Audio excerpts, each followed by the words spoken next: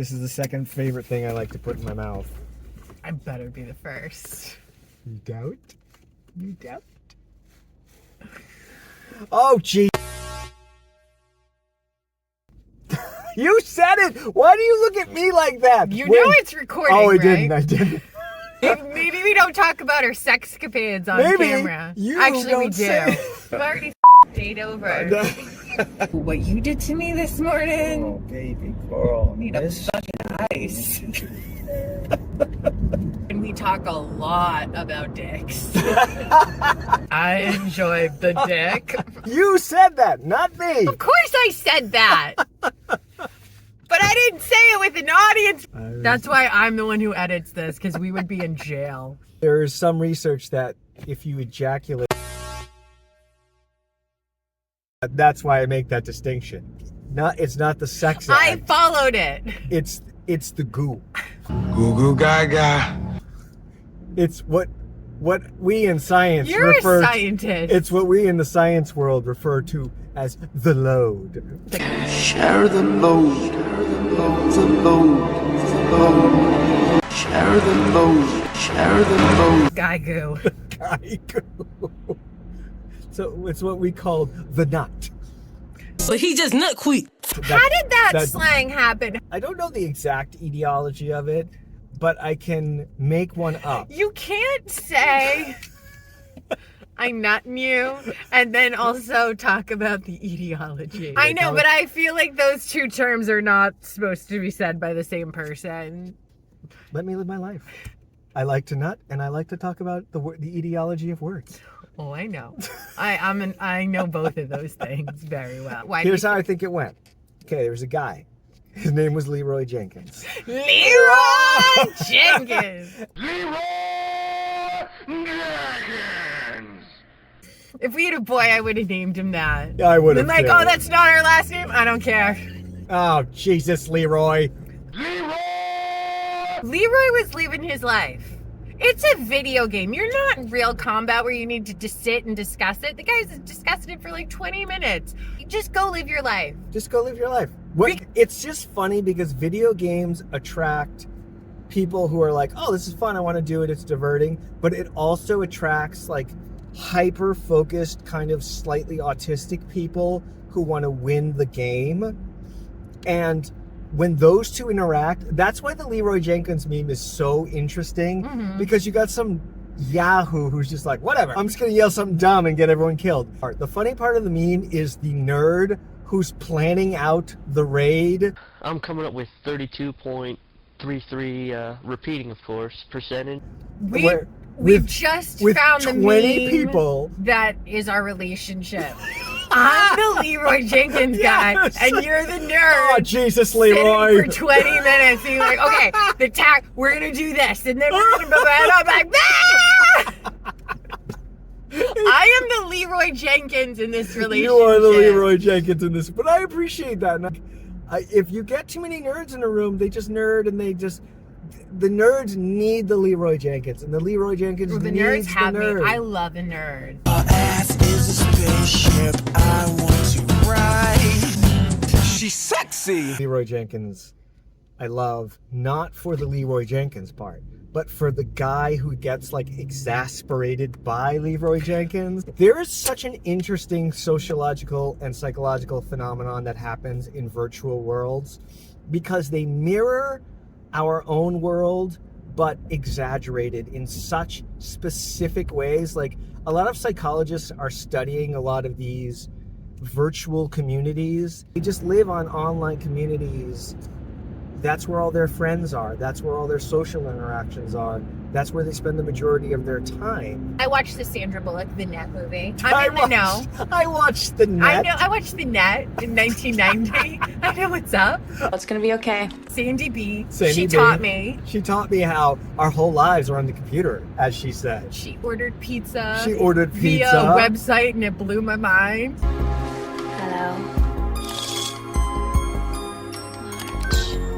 No, wait, can you actually do that? You can order pizza on Why the am I internet? talking to people? Why am I talking to anyone? People. I think Sandra Bullock in The Net is what people are turning into. I was at Barnes and Noble, and Oh. this dude was like following me around. Just put a book in your ass or something. Hopefully a Ma'am, paperback. do you have a big square ass or are you stealing books? I got a big fat ass, big dick follow. Maybe that's what happened to SpongeBob. Sir, Maybe there's just a book in there and he was just doing gotta some be- kinky does- stuff. 20 years ago, even 10 years ago, we were forced into interactions with people who are different than us. Yeah. And now we have all created spaces where we don't have to interact with people who are not like us. They not like us. They not like us. They not like us. Without realizing we hate ourselves. So like you're locking You yourself. hate yourself? Everyone hates themselves in modern life a little bit. Like if you're Wait, I think we need to explore that a little bit, bub. Let's explore that. if you are around people who are just like you think that's paradise, but it's actually hell. Because there's no one to check you. You need someone who will check you. You check me, I need that. I need that too. But if you're around people who are just like you, the crazy intensifies. Mentally ill people have always existed. Right. But usually when a mentally ill person existed 20 years ago, it was one person surrounded by 100 people telling them that they're like, no, I don't think that's true. It's gonna be okay, sweetheart. Whatever it is, it's not real. Now there's all those 100 people have found each other. Like, there are lizard people. Yes!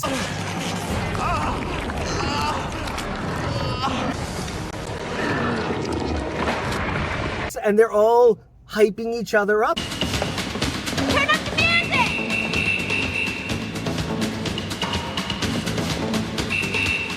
And you're like, wow, well, then I guess I'm not crazy. I guess I'm accurately seeing the way things are. That's scary. Go back to what you think everyone hates themselves. I love myself, but I don't like the way I am. Say more words on that. Maybe hate's a strong word. Maybe it's You picked it. Came out of your mouth. people You understand the words that are coming out of my mouth? don't want to be around people just like them. Because in a room full of yous, Well, because I'm a horrible person, so a room full of horrible people would be bad. So I get me, but other people? in a room full of yous, you're not yourself. There's nothing unique about you anymore. Like, That would be a terrifying world if there were a bunch of me. yeah, and there's nothing to play off of, and there's nothing novel. Explain that we all hate ourselves. I love myself, but I don't like the way I am. We all have pain, We all have pain. issues that we're not dealing with at all times in our life.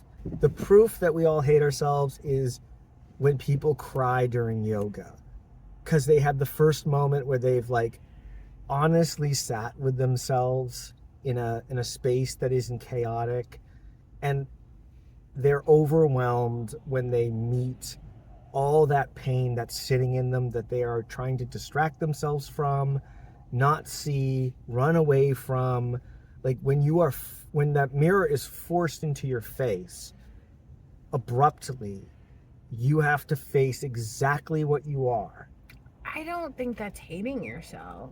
Just an overwhelming sense. They've pushed it down and there's been repression or Right. denial or some weird justification, and then it's insight, and that leads to the release. Most of it isn't because they hate themselves. It's a release and it's a realization. And it's just the environment allows it. You know, it's not like they can bust out in the middle of the grocery store crying, but Right. you can in yoga.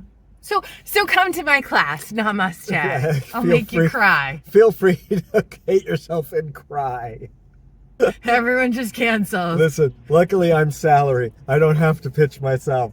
Come to therapy. Hate yourself and cry. I think hating yourself is healthy to an extent. Says the therapist. Hold on. Okay. But it's a funny way to say it. It is a funny way to say it, but It's healthy to hate yourself. It is to an extent because, well, first, let's use that apophatic, cataphatic logic to understand why. Like, Explain what those words mean. Apophysis is a description of the divine by what it is not, and cataphatic is a description of the divine by what it is. Examples. So, like, I could say, God is not a Cocker Spaniel. God is not my neighbor Joe. You believe God is a woman. I got a rough idea what God is not. Then I could say, God is kind. God is loving. God is a woman. God is all powerful. So I'm like, all right, somewhere between a Cocker Spaniel And and a loving. kind old God. Like, I have brackets now that I can understand this divine being. What is the ultimate example of a person who has no hatred for themselves? I love myself. Sorry to cut you into this. Oh, it's okay. Yeah, guys, you pull over for that dude. He's gonna make the traffic stop. They're like, I'm not letting him pass. I'm like, That's the tow truck. We're in a That's the- parking lot because somebody is stalled up there. Let the tow truck go. let the man who makes this go. But He makes it go away. Why are you blocking him? I'm not gonna let him. Yeah, I'm not a bitch. He can't own me. Common sense. He's the one who makes the traffic go away. This is my spot in line. You can't have it, even if you. I need to be stalled and parked on the highway. right here. God forbid I let a tow truck go in. We're a silly race. It's a miracle we don't blow ourselves up every single day. Okay, so wait, the hating thing. I still haven't understood why this is What a is good the thing. example of a person with no self-hatred? Or a person who completely adores everything about themselves? I love me. A narcissist. Narcissist. The pop culture, TikTok, my ex-boyfriend's a narcissist. He just don't care about you. That doesn't make him a narcissist. He's just an asshole. Right. That's not narcissism. It's not so much about self-hatred as it is about they are. Cognitive dissonance. Well, no, they become so emotionally dysregulated. They literally can't deal with the size of their emotions. That's what cognitive dissonance is. I know occasionally a thing or two. You know a lot of stuff. Some of it's even true. If you love everything about yourself, then you are more or less assessing yourself as perfect. Like, there are aspects of yourself that you have to, maybe I won't say hate, maybe I'll say dislike. You know, so it's like, if there's nothing... There's nothing I dislike about myself. That's not true at all. You've already, in the last hour, you've said 10 or 15 things you dislike about yourself. Like what? I dislike that I dislike things about other people. Me? I'm awesome. What It's a is good the thing. example of a person with no self-hatred? Or a person who completely adores everything about themselves? A narcissist. Narcissist. There are things I need to work on. There are things I struggle Why with. do you work on them? What do you mean? Why bother working on them? Because I'm not a psychopath. Because you dislike them. No, because I can improve. Why do you need to improve? I feel like you're trying to corner me. I am. I know. But the fact that you understand the trap, that doesn't mean you're not going to walk into it.